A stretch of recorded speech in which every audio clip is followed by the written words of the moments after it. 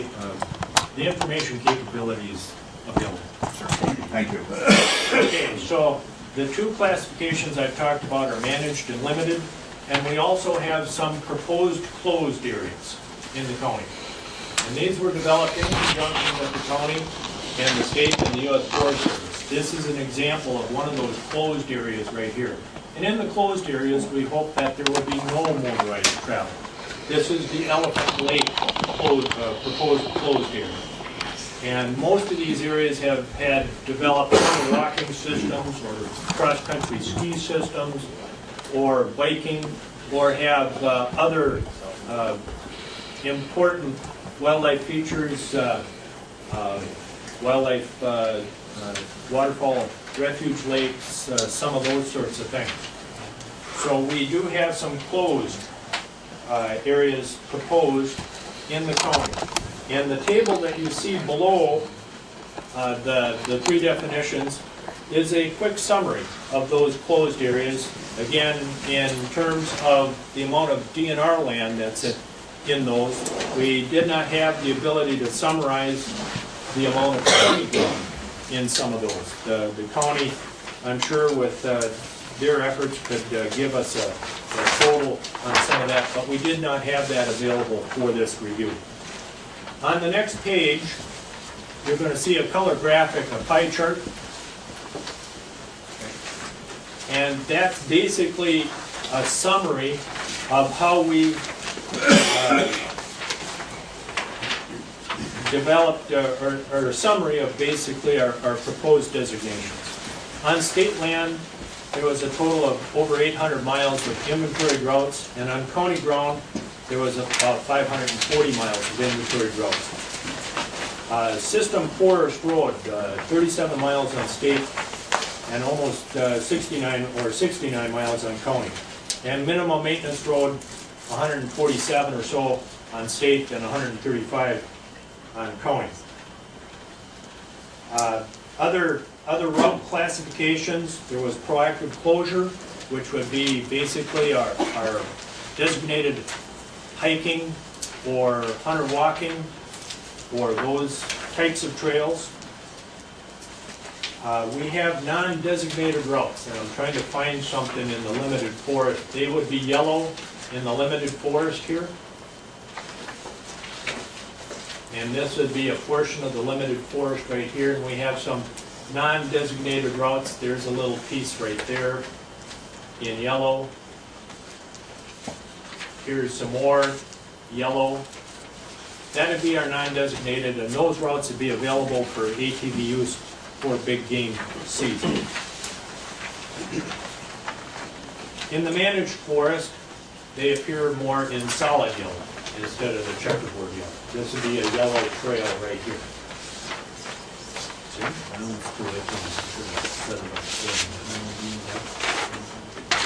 Various shades of green here on the screen. Okay, and we have a very limited amount of ATV and off-highway motorcycle designated trail in the county at present. At least that's the proposal. And the team looked actively for off-road vehicles, bigger trucks. We had tried to zero in on the range area where there was suitable ground, but the broken ownership pattern of the area with mining company, active mining operations, a little bit of undivided interest on both state and county made the ability to get much more than a 40 or a half a mile a route that you couldn't get to from here available for high or off-road type vehicles. We will be taking a further look at that. I'm sure when we go to public review, our off-road folks will have some proposals or ideas on where to situate some of them.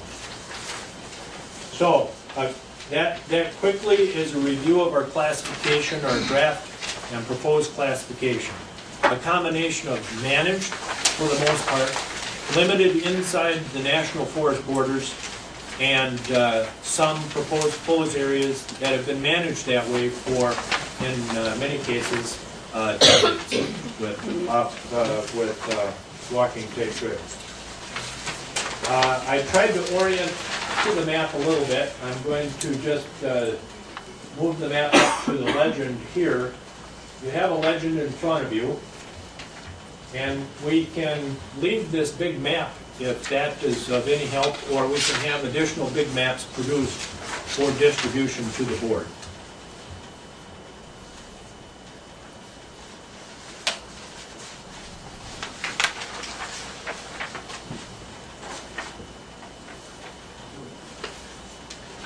Okay, county and state forest roads, and this is going to include the regularly maintained roads plus minimum maintenance roads, would be shown in a solid green. We have some proposed ATV OHM trail, and that would be in the dash green. Other other motorized routes that we couldn't find the claimant on, whether it be township, county, or it may have been some private road out there, will be the ghosted out green. And the U.S. Forest Service portion that's open will be shown in the green path. One of the things in your handout is the U.S. Forest Service has just initiated their public review process with their first public review scheduled for the supervisor's office in Duluth, I believe on Wednesday. Their portion of the travel management plan, it's either the left of the Irish or the left of the land managers, is we're going to public review at approximately the same time for the state and county portion of the plan in St. Louis County and the U.S. Forest Service portion in St. Louis County. So the public is going to have the ability to take a look at these planning efforts in coordination and cooperation at about the same time. The Forest Service has made an effort to produce a map that shows our routes on their map, and we have tried to take their proposals and put them on our proposed map as well. So, go ahead. Mr. Chairman? Yes, go ahead. Thank you. A couple of quick questions before we get too far off or too far down the road. You talked about the federal plan coming forward and the exchange of routes. In that process, was there dialogue that looked at some of the connectivity to build some of these contiguous rails? That it seems to be the piece that people are asking for is destination type trails. So were we able to create a dialogue with the federal folks and come up with some of that type of trail? We have a couple of proposals that I can zero in on to help answer that question. Okay. And as you're doing that, I think possibly a lot simpler one, I look at a couple of these areas that you've got marked as closed. Is there any private ownership within any of those designated closed areas? There is some private ownership. And how does this affect that? Okay, now the private owner would be given access permits to get to their private property in a closed area if they have routes or trails to it. One of the cases in point... and use within the private properties within the confines? It absolutely does not affect use on the private property.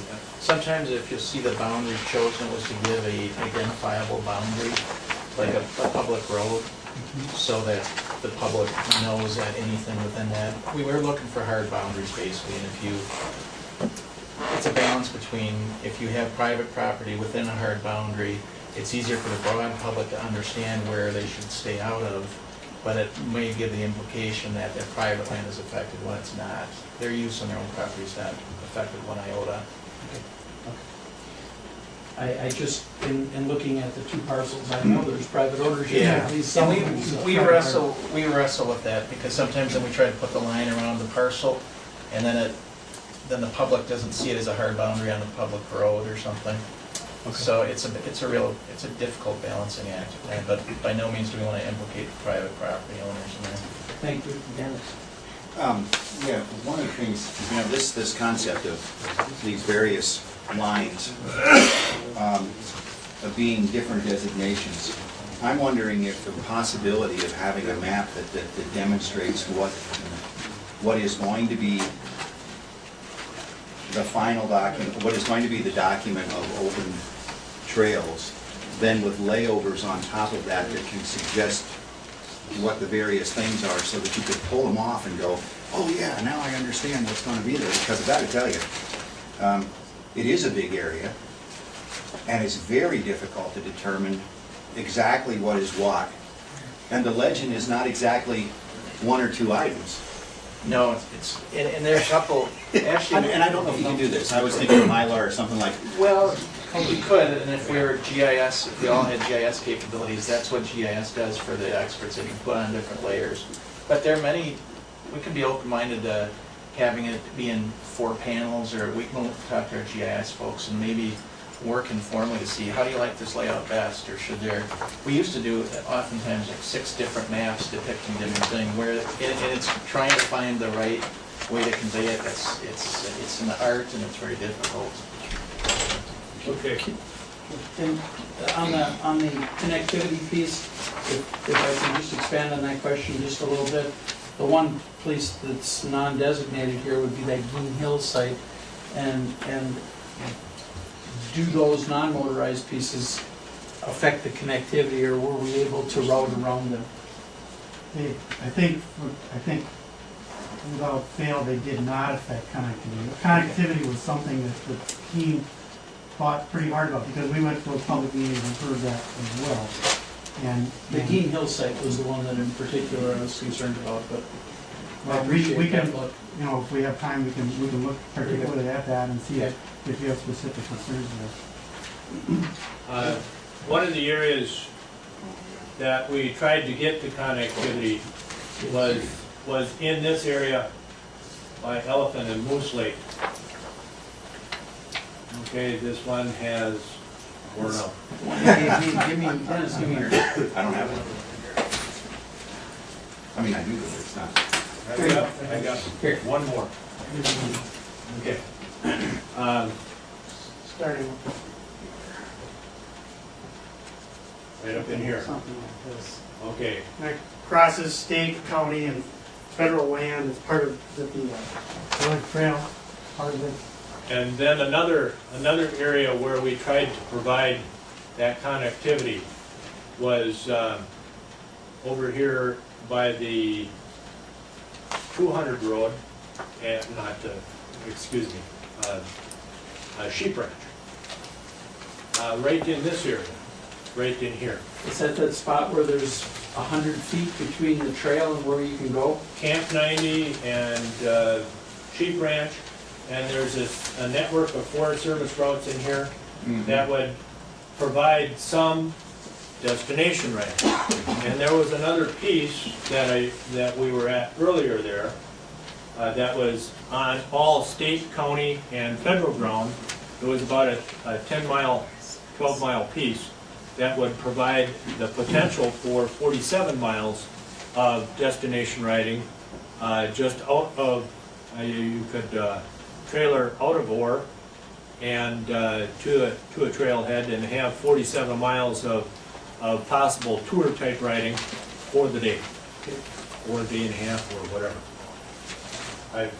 I've only got an ATV. I use it at I have a hobby farm. It doesn't get out very far, so I get about a quarter mile driving a day. Okay, we've tried to explain the classification. We've tried to orient a little bit to the map. I know it's difficult at the scale that we have. Any suggestions for improvement for the public review, we'll try and incorporate those in how we present this. This particular map file would probably take 3 or 4 hours to download on dial-up internet. It's a very large file. If we try and reduce the file size, we lose a little bit of the, I'll say, detail, and with that, you don't have a complete product either.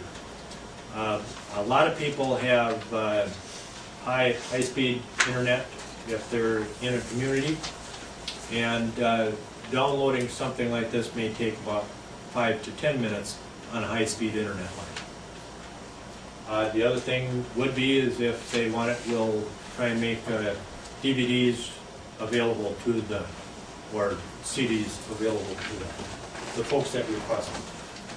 Okay, issues.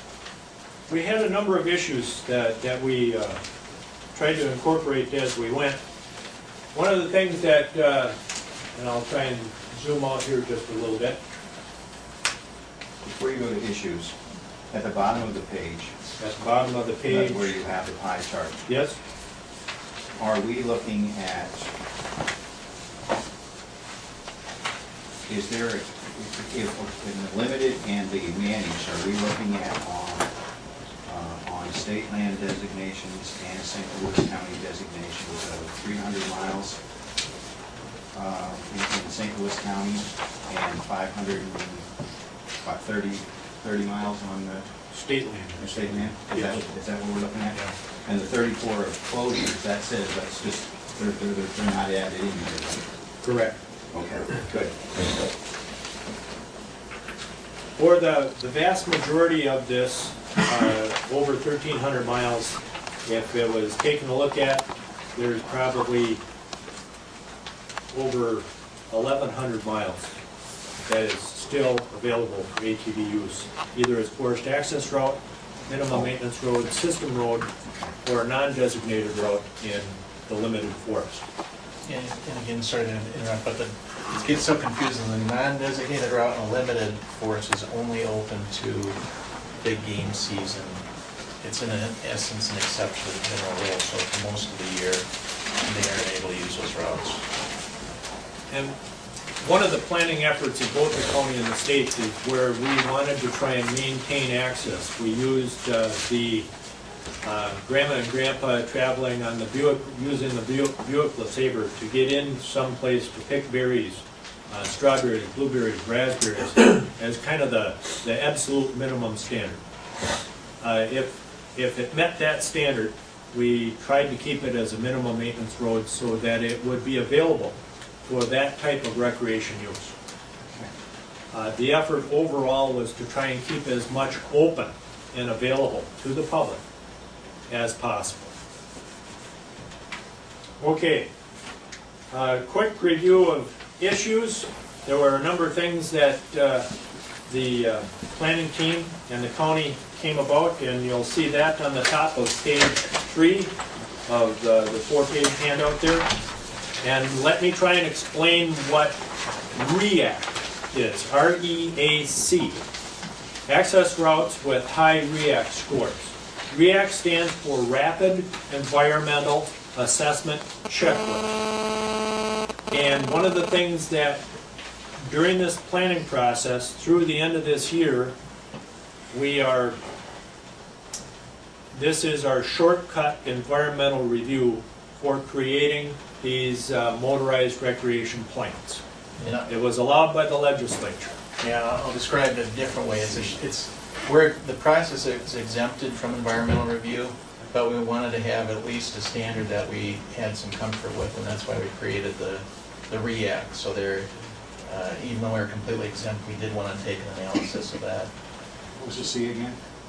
I'm sorry, The Commissioner. C on the Checklist. end. Checklist. What was the A again? Access. Rapid Environmental Assessment Assess. Checklist. And it has 3 categories: low, medium, and high. Low REAC would basically be a minimum maintenance road, a system road, something that didn't have any problems or maybe wetland or wet areas really associated with it. A medium REAC might have occasional wet spots, seasonally wet areas. We get a rain event like we had this past fall, and some of these forest access routes may have a medium score, and they would be seasonally wet. A high REAC score is, I would say, characteristic of an area that would traverse a wetland. Might be a winter road. It has drainage issues associated with it that it can't support regular motorized use.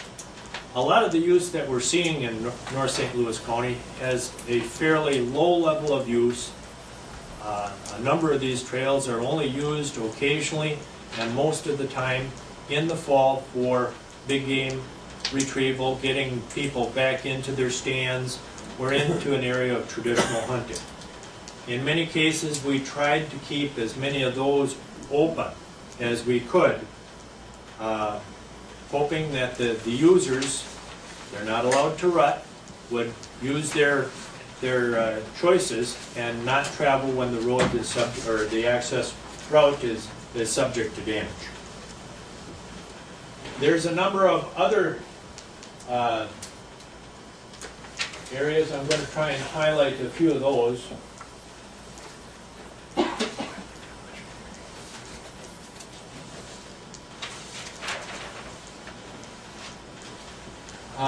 In this particular area, the unimproved stream crossings, we had a number of inventoried access routes that crossed trout streams and in many cases trout streams, or streams, in many cases trout streams, and they lack adequate culverts or bridges to cross them. People are using them, and some of these routes are used by people to access either hunting shacks on forest capital land, county land, or potlatch, or maybe their own private ground that they have. And our strategy there was, if it was on state land and across an unimproved crossing, it may be closed. That private landowner, cabin leaseholder that has access across that trail into their piece of private land in behind would be given an access permit and would be instructed to improve that crossing so that it wouldn't have any additional environmental concerns. We have a unique thing that we've attempted,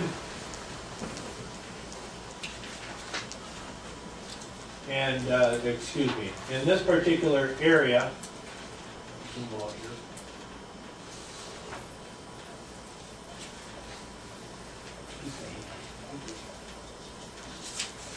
not a good multitasker, as you can see. But we have some areas here. This is an area there we can't designate on private ground. There's a lot of what appear to be trail disconnects. You can't get there from here. But there's really access routes across private land, and in some cases industrial private land, either potlatch or forest capital, that provide access to these parcels. It exists on the ground. And Forest Capital Partners for sure they did not want this stuff displayed on their property. They're willing to tolerate the low levels of use that currently exist, and but they did not want it shown on a map. And they have that right. They're the private landholder. Here is a case right here where we have a proposed closed area. There's a trout stream in here somewhere that you can't get there from here, or you could, and it was open to here. There's a crossing through here. You can barely see the blue. There's a crossing, and it's closed beyond. Now that was one of our unimproved stream crossings right there. Okay, I'll zoom out again.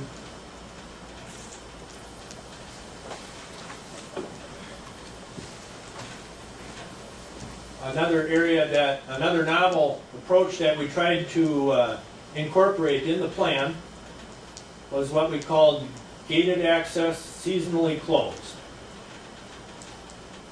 Nope, wrong spot.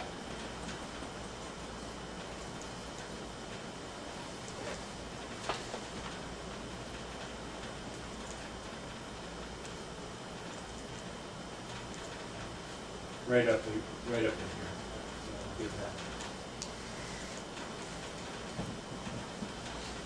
This is the Bulldog Hansen area.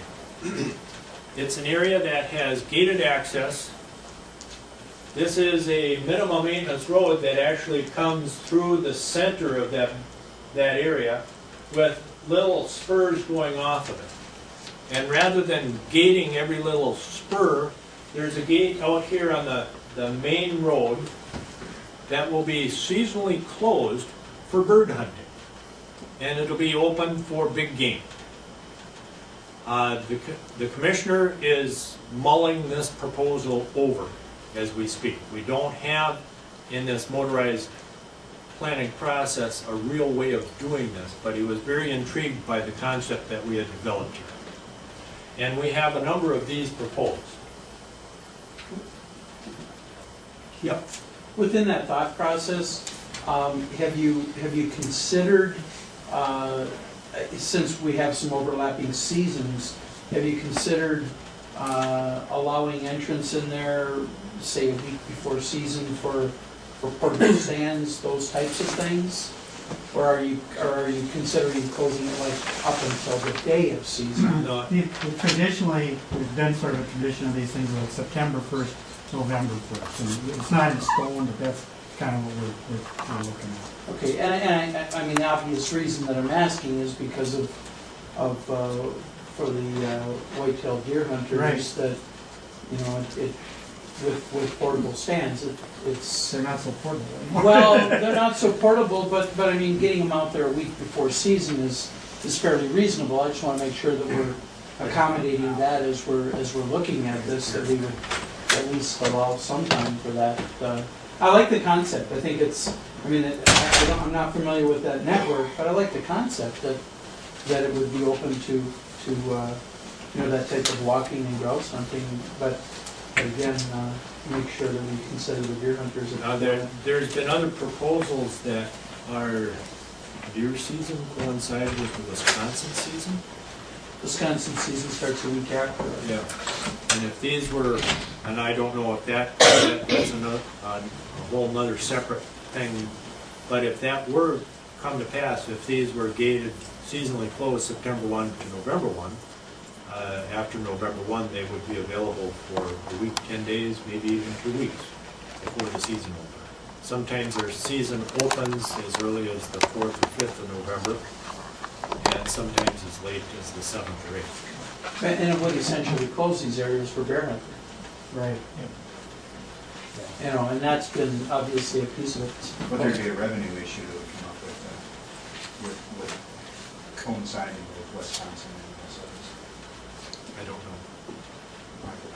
I did a study for Minnesota Tower one time, and we were talking about forestry up here, and I it does know, appear that there would be yeah, a. I know it's been revenue change. talked about, but I don't know if it'll do it. Okay, we have some proposed segments of state trail. And this is state snowmobile trail, part of the Arrowhead system and part of the Taconite system, that we're proposing be open to ATVs. The part of the Taconite system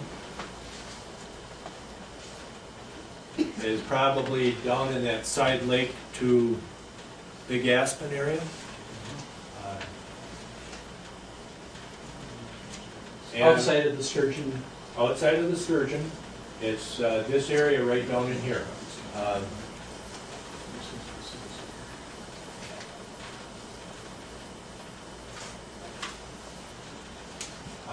In this particular planning process, what we did on these parcels of state land, we designated those routes. This is a Forest Service road, and they're proposing to have the Forest Service road open to ATV use. We designated the state pieces, minimum maintenance road. Here you can see one of our green dash ATV loops that would loop off of the Taconite if this proposal sees the light of day with the public. Here we have some additional routes on a piece of state ground next to Lake Meander. And then another network over here just before you get to Highway 53. This area right over here is the Big Aspen area, I believe, and it's a U.S. Forest Service designated ATV route currently. So this might get to some of the connectivity and a destination type ride, especially if it can be supported by a community like Side Lake, or you could trailer an ATV and go into something and then back around. So it has some opportunities there. We kept that in mind as we went around the county. And this involves designations on both state and county ground as well. The wood turtle, St. Louis River corridor, there was not a lot of state or county ground in that corridor, and Dave, if you could help me zero in on that. Some of the members of the planning team have been involved with state threatened wood turtle and concern for its protection. And there is state county land that butts up to the river, the St. Louis River. St. Louis River is a stronghold of that species. And so there was strong interest on the planning team in making sure we did what we could to try to ensure that species was adequately addressed in this plan.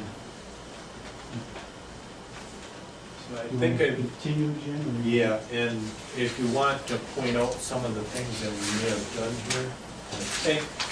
It turned out there weren't that many inventoried trails or routes on state land close to the river. So there wasn't an awful lot that we felt we could do. We could take the step of actually closing state land and suggesting the county do the same.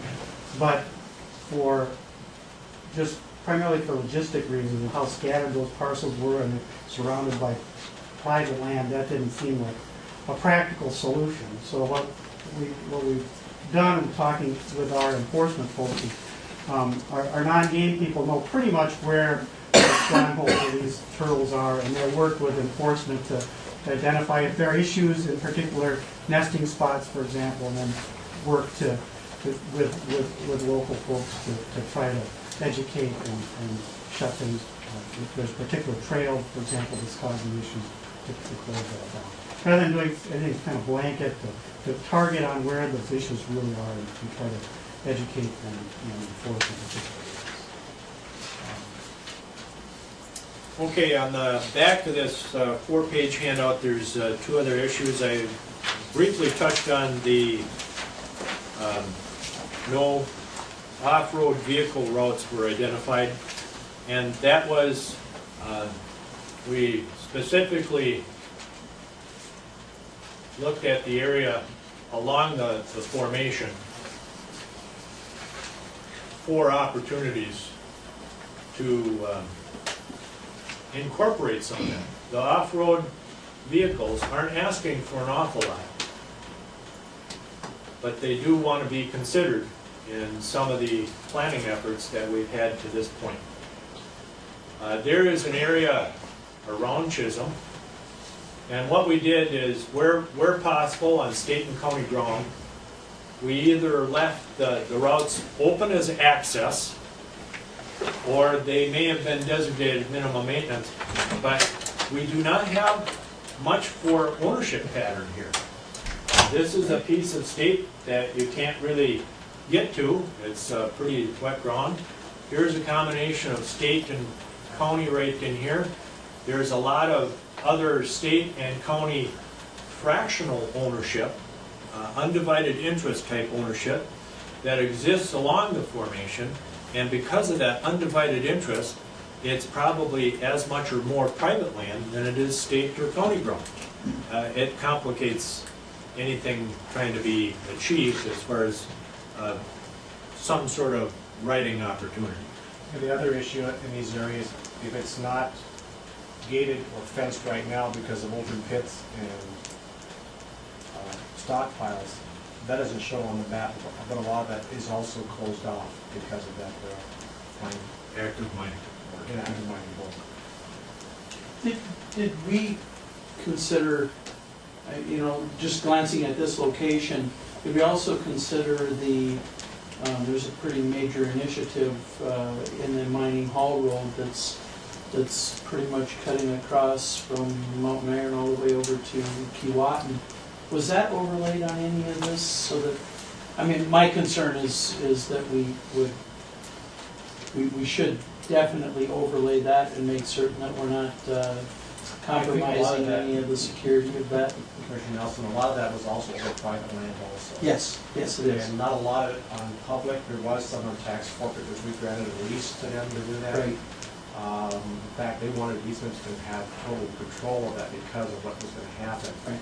But again, I think most of it is on probably mining company lands, which again would make it difficult for them to allow us to do it. The vast majority, and the reason I bring it up is with the Mesaba Trail and the issues that we've had for commissioners that aren't on that, on the rail authority.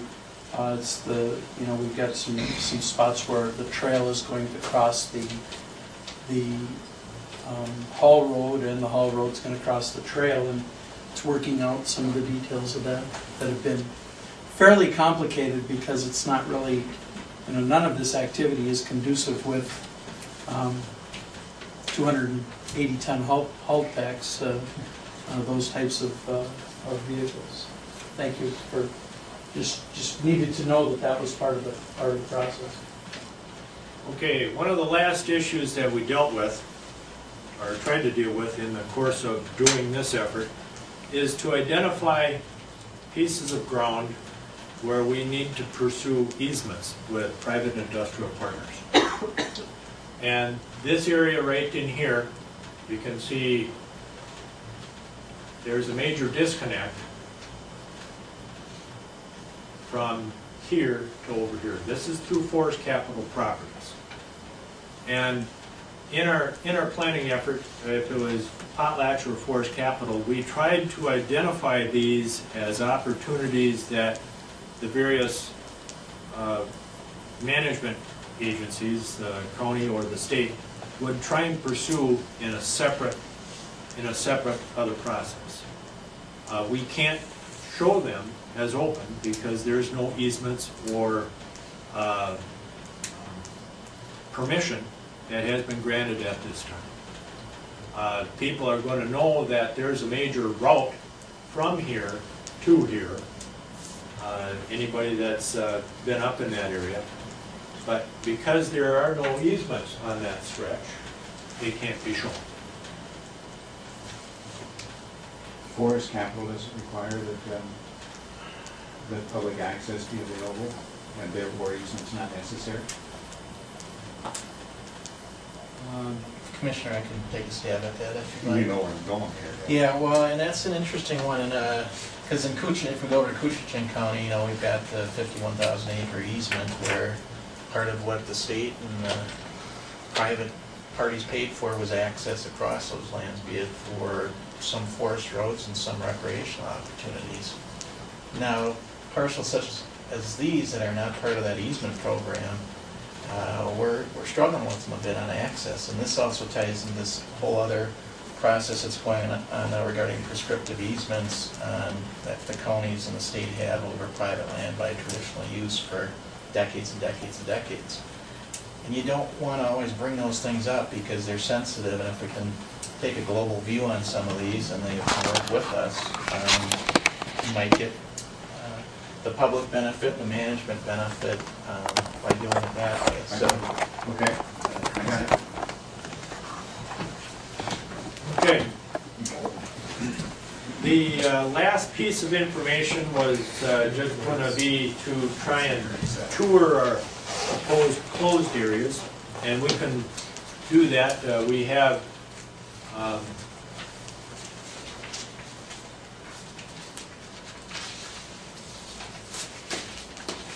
start up here in the northwest part of the county. There is an area of this particular location right up here.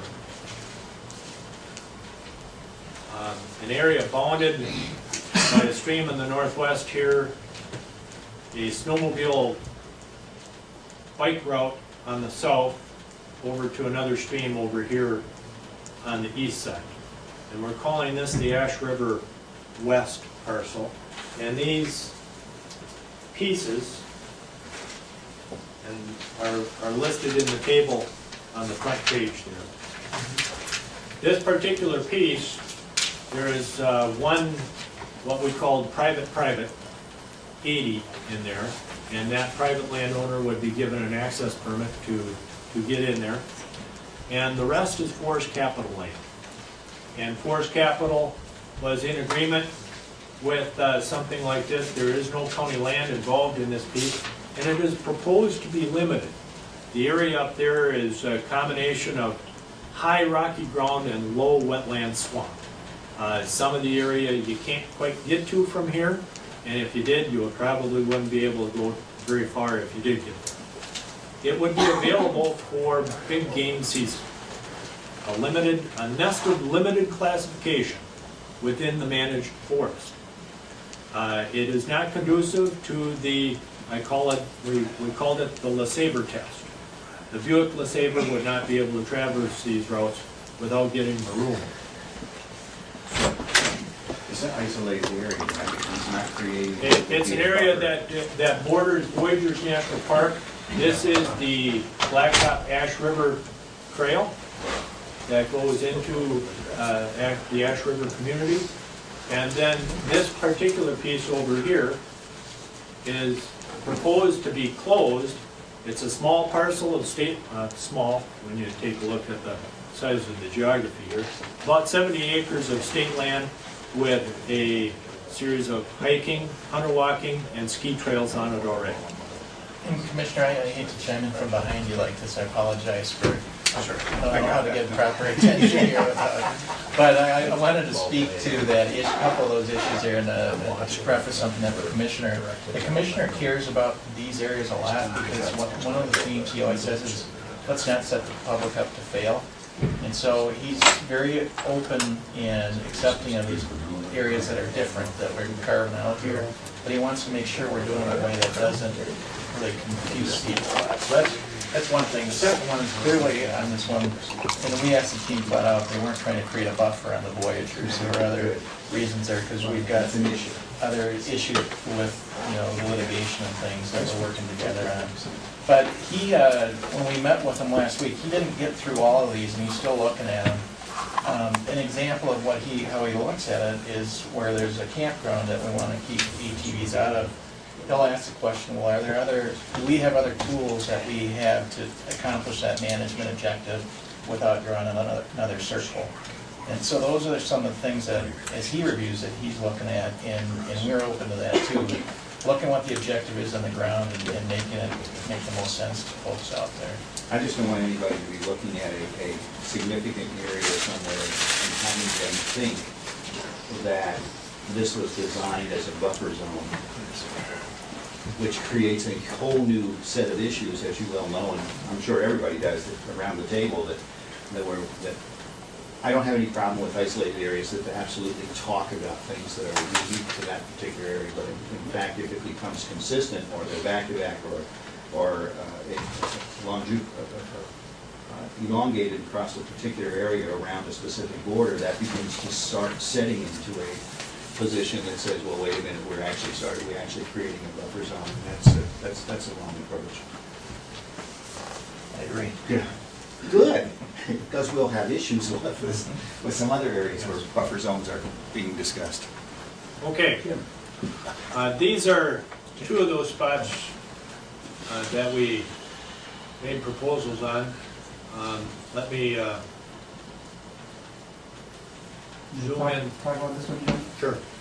We call this the Echo Lake here. This is a Echo Trail along the north, Forest Service Road on the west. There's open to highway licensed vehicles.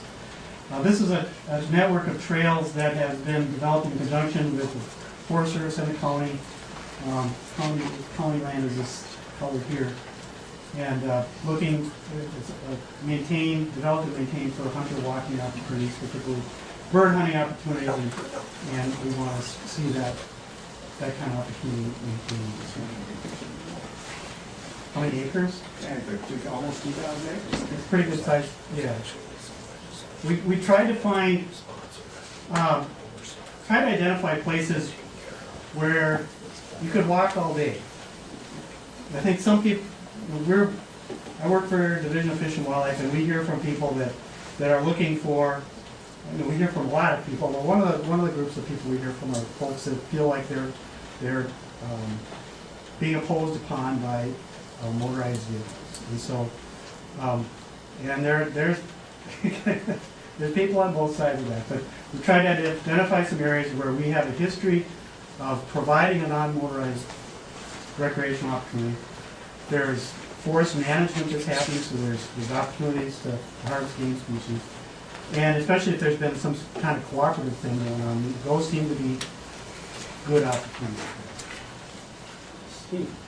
You know, as long as you're on that group of people, what else did they want? What else did you hear from them? Because, I mean, you have, you know, these closed areas, were there other closed areas that they wanted, or? Most of the closed, Go Well, ahead. I was just gonna say, one of the things is with our process, the way it is now, we kinda go out there with a blank slate and get some good information, craft a plan. And now I expect coming out of meetings like this, and as we do the publicity and have the public comments, we'll be getting those saying, hey, what do you think about these other areas over here? Or what do you think about expanding that? So we'll get that input. As to what we've had to this point, I don't know if we've had much beyond what the teams discussed. And we had, as Jim mentioned, we had a series of open houses almost a year ago. And, you know, frankly, they were not particularly well attended, and they tended to be folks very local to where the meeting was. So in those forums, we didn't hear from very many non-motorized folks. Thanks. Sure.